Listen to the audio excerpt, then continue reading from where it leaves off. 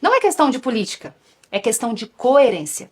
Ciro Gomes foi o principal responsável pelo processo que levou à inelegibilidade do meu marido.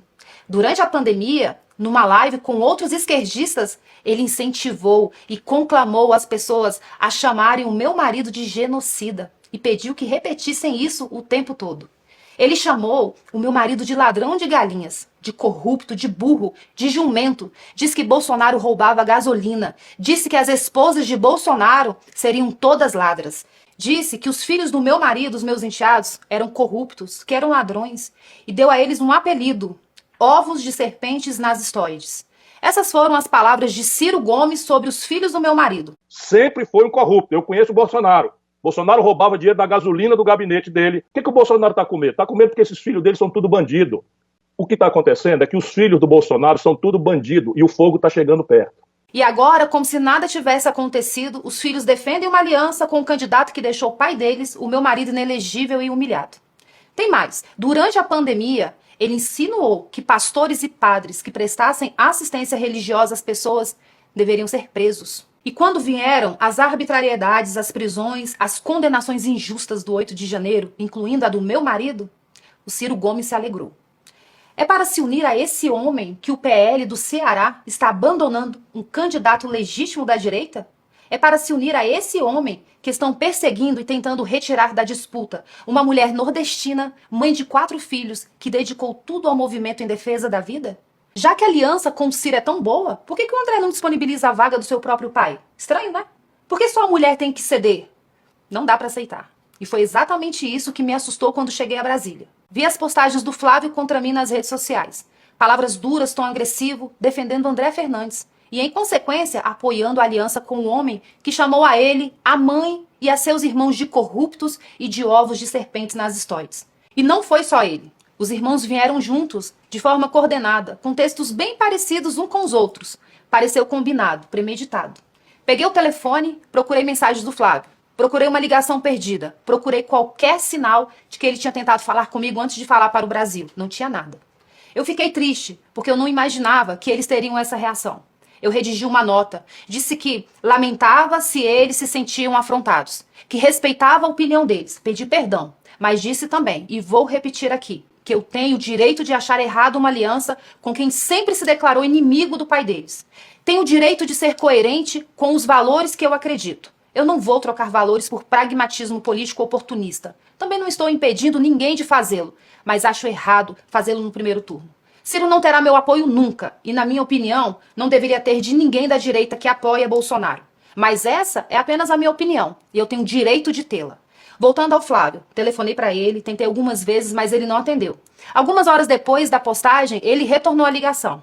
Mas, sinceramente, para falar o que ele me falou, seria melhor se ele não tivesse ligado. Ele foi muito ríspido, me desrespeitou e me maltratou ao telefone. E eu não tinha feito nada contra ele.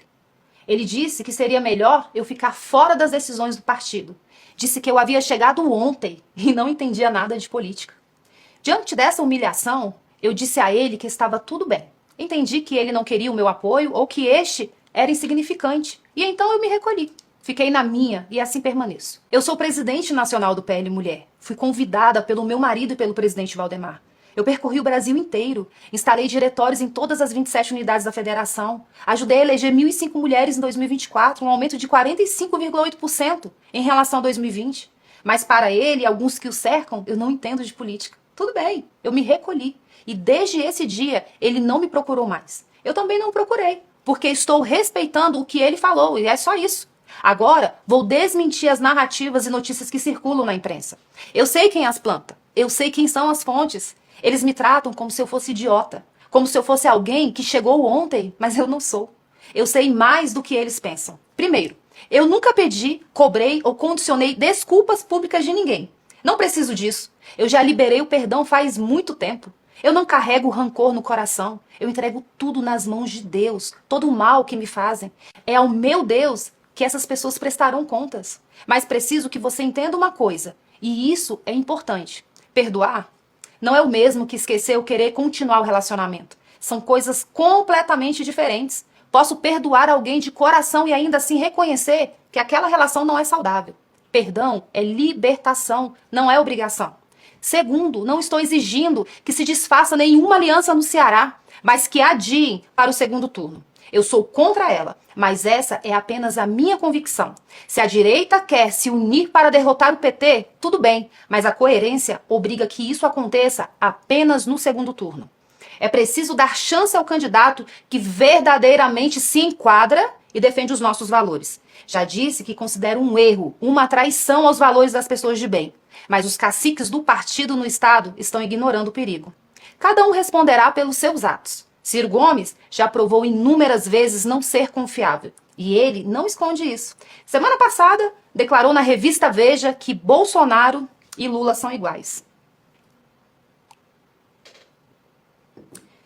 É só uma questão de tempo para ele se voltar contra a direita. Todos foram avisados, em especial dentro do partido, e serão lembrados disso. Terceiro, o Flávio vai à minha casa toda semana, mais de uma vez. Se ele realmente quisesse falar comigo, já teria falado. Se considerasse necessário o meu apoio, já teria conversado. Estou na minha. Continuarei recolhida. Quarto, as tais fontes espalharam para a imprensa que eu teria ficado com raiva porque queria ter sido candidata. Primeiro que esses fofoqueiros vazadores não têm convívio comigo, não me conhecem direito e não sabem o que eu penso. Segundo, minha prioridade agora não são candidaturas. Minha prioridade agora é cuidar da minha família, do meu marido que está precisando de mim. Meu futuro político está nas mãos de Deus. Ele providenciará tudo. E quando for o momento de decidir o que quer que seja, sou eu mesma quem falarei. Não preciso de porta-voz. Entendam. Tudo isso que falei nesse vídeo aconteceu antes da indicação feita pelo meu marido.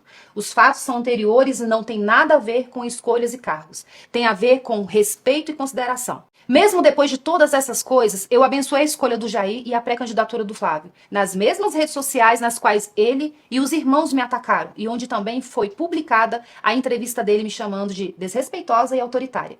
Como eu disse, eu aprendi a conviver com isso. Perdoo os que me fazem o mal e permanecerei no meu lugar.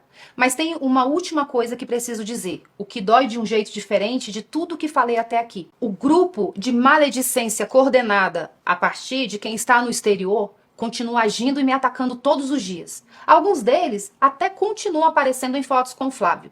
Eles fazem postagens e vídeos retirando do meu nome o sobrenome Bolsonaro, na tentativa de me atingir. Não me atingem. Eu sei quem eu e o meu marido somos. Mas será que eles pensam no que estão provocando na vida da minha filha? Ela é uma adolescente que acompanha tudo, que lê tudo e que sente tudo. Será que na irresponsabilidade deles, eles imaginam o que estão fazendo com ela? Claro que não. Eles não se importam. Para eles, tudo é política. E uma política que não existe em função do ser humano. Esse tipo de política não serve para nada além de egoísmo. É importante entender que eu não mando recados. Quando eu tenho algo a dizer, digo olhando no olho como estou fazendo agora. Eu não gosto de mentiras. Nunca gostei. O meu Deus é o caminho, a verdade e a vida. E quem vive por ele não se agrada com as mentiras. Falei quase tudo o que precisava ser dito. A verdade está aqui, para quem quiser ver.